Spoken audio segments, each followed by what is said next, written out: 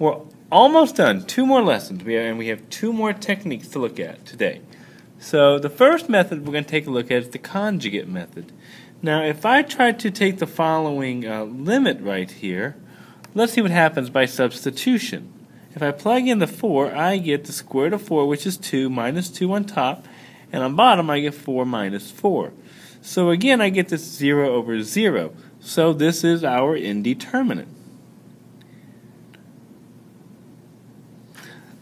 The only problem is we don't necessarily know how to factor this. So we have another method, and we call it the conjugate method. And here's what it says. If you can't substitute a factor, then look to see if the function has a radical, or a square root in this case. If so, you may use a method called the conjugate method. The conjugate method entails us to conjugate the numerator or denominator in some cases in order to help find a common factor that will cancel, thereby finding the limit. So basically the conjugate method is going to create a common factor, and that's our goal here. So here's the same problem. What we're going to do is we're going to conjugate the numerator. And hopefully you remember when you multiply by a conjugate, you get the square root of x. This becomes plus 2, and the same thing on the bottom, square root of x plus 2. Now what happens is the top becomes a difference of squares. The top becomes a plus b, a minus b, which becomes a squared minus b squared. That's the whole idea of conjugating, is to create a difference of squares right here. So I'm going to rewrite out my limit. Don't forget, if you don't rewrite out your limit, you will get this wrong. The bottom, I'm just going to leave it alone. X minus 4, square root of x plus 2. But the top, if I use my difference of squares, I'm just going to multiply the first 2 terms together. The square root of x times the square root of x is just x. Minus 2 times a positive 2, minus 4. And look what happens. I have an x minus 4 on top, x minus 4 on bottom, and those cancel.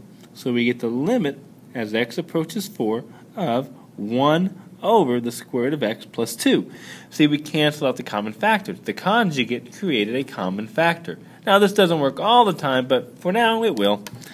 Now I can substitute in. 1 over the square root of 4 is 2 plus 2. I get 1/4. And there's our answer. So let's go ahead and try number 3. Same idea. If I plug in the 0, we get 9, square root of 9, which is 3. 3 minus 3 over 0, which is 0 over 0. This is our indeterminate. So my rule says to multiply by the conjugate. So I'm going to go ahead and rewrite out the whole problem here. The square root of x plus 9 plus x minus 3 over x. Multiply the top and bottom by the conjugate of the numerator. We get the square root of 9 plus x plus 3 multiplied by the bottom as well. The reason we do this, as long as you multiply top and bottom by the same, you don't change the value of a fraction. You can kind of see that here. 1/2, if I multiply both top and bottom by 2, I get 2 over 4. Still the same ratio. What happens? We write out the limit again. On top, we're going to get 9 plus x, because we're squaring it, the square roots go away, minus 9. And on the bottom, we get x times the square root of 9 plus x plus 3. Now let's take a look at what happens. Oh, look, the 9's cancel. So let's look at what's left now. The limit as x goes to 0, x over x times the square root of 9 plus x plus 3. And you may be asking, where's the common factor? Here it is. They both have an x on top and bottom. That will cancel. And we get then the limit. I'm writing it down again. Every time I change it, I always rewrite the limit. We haven't taken the limit yet. All we've done is just did a little bit of algebra. 1 over the square root of 9 minus x plus 3, which becomes, now I can plug it in, I get 1 over the square root of 9 plus 3, which is 1/6 for our answer there. So the important thing to remember, always rewrite out your limits every time. You don't have to do it here because once you plug in the 0, we're actually taking the limit, so you don't need to. All right. So try number 3 on your own, okay? And we'll talk about that in class tomorrow. And in the meantime, let's take a look at another method, sketching. Find the limits for the following. Now if I plug in the 2 here, I get 1 over 2 minus 2, which is 1 over 0. Notice, this is an undefined. This is a D and E. And what I want you guys to pay attention to, it's not like before where it's 0 over 0. In this case, it's 1 over 0. You can't solve this one as is right now. We're going to talk about that. And let's try number 2. If I plug in the 1, I get the absolute value of 1 minus 1 over 1 minus 1. Again, 0 over 0. So this is also our indeterminate. But just like the conjugate, we can't factor this. So we have to come up with another way to solve this. And that's what we're going to talk about today, when to sketch. Notice, the first function is not one of our indeterminate forms. The second problem, we can't factor it.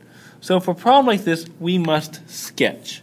And they're very easy. I'm going to show you how to sketch these really quickly. Hopefully you recognize this is a rational function.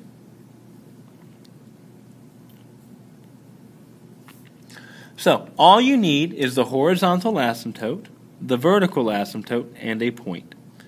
Okay, here's how you sketch asymptotes. The horizontal asymptote, that's your Bobo-Botkin, just y equals 0.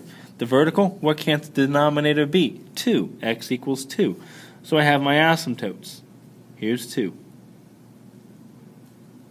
My point, just pick any point, let x be 0, I get negative 1/2. So at 0, we're at negative 1/2. Functions, you may recall, are attracted to asymptotes. If there's no multiplicity, if it goes down one side, it must go up the other side. And there is no multiplicity. So we're going to multiplicity. Actually, it's 1. If you forgot what multiplicity was, that's very simple. It's what's the power on the bottom. And it's just 1. So it goes up the other side. Now, we're going to talk about the limit in just a second here. But let's see if we can remember how to graph this one. This is that weird absolute value. Weird absolute value. This is the one that we're going to kind of split it.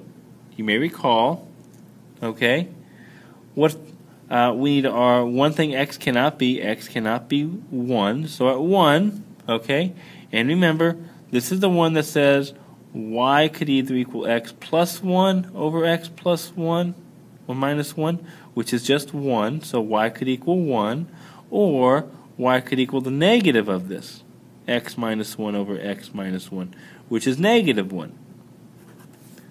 So this is the one that says it's either going to be 1 or negative 1. We haven't graphed this in a while. Both open here, and it was 1, goes to the right, goes to the left. And there's our graph here. All right, now, notice the actual limits right here won't exist. We're going to talk a lot more about that in calculus. And the main reason is, remember, the limit from the left and the right have to be the same for the limit to exist. Take a look here. If I go into x equals 2 here, from the right, it goes up, up, up, up, up. If I go in from the left, it goes down, down, down, down, down. They're not going to be the same. Remember, for a limit, you want that car crash. See, here they're both playing chicken, and they both chickened out. Here, they're not even on the same road, so they're not heading towards each other. So the actual limits won't exist. But what we're going to look at is what we call the one-sided limits. And this is very big for us, okay? So let's turn the page over and try a couple of examples. Okay, there's a lot here to do, so make sure we try these. For question number 1, it's rational. I'm going to graph it. If you need to, what's your horizontal asymptote? Your vertical, a point. Multiplicity. My horizontal, y equals 0. Vertical, x equals 5. Give me a point, 0, negative 1/5. Multiplicity, the power is 1, which means it goes opposite directions there. So, graph my horizontal. I graph my vertical. There's my 1 point. Goes down here. On the other side it goes up. Now, we're looking for the left-hand limit. So as we approach from the left, what is the limit as we approach negative 5 from the left? And it's, if I go to 5 from the left, it's going down, down, down, down, down, down, down. It's approaching negative infinity. So let's try number 2. Ready? It's again vertical. We need a horizontal, a vertical, a point, and multiplicity. A horizontal, y equals 0, because Bobo button. Our vertical, x can't equal negative 3. Where's my denominator? Not equal to 0. What makes my denominator 0, as a point, 0, 1/3 this time. Multiplicity, still the power of 1. So if I sketch this, y equals 0, x equals negative 3, my point, 0, 1/3. Functions are attracted to asymptotes. Hey, baby. And there's our graph. No multiplicity, or multiplicity of 1 again, so it goes up one side, down the other. This time, we want to know the right-hand limit. So as I go from the right, what's it approaching? It's going up the graph. It's approaching positive infinity. Now remember, the actual limit does not exist, but single-sided limits here do exist. All right, so pause here and then go on to part 2, and we'll finish up the rest of these problems.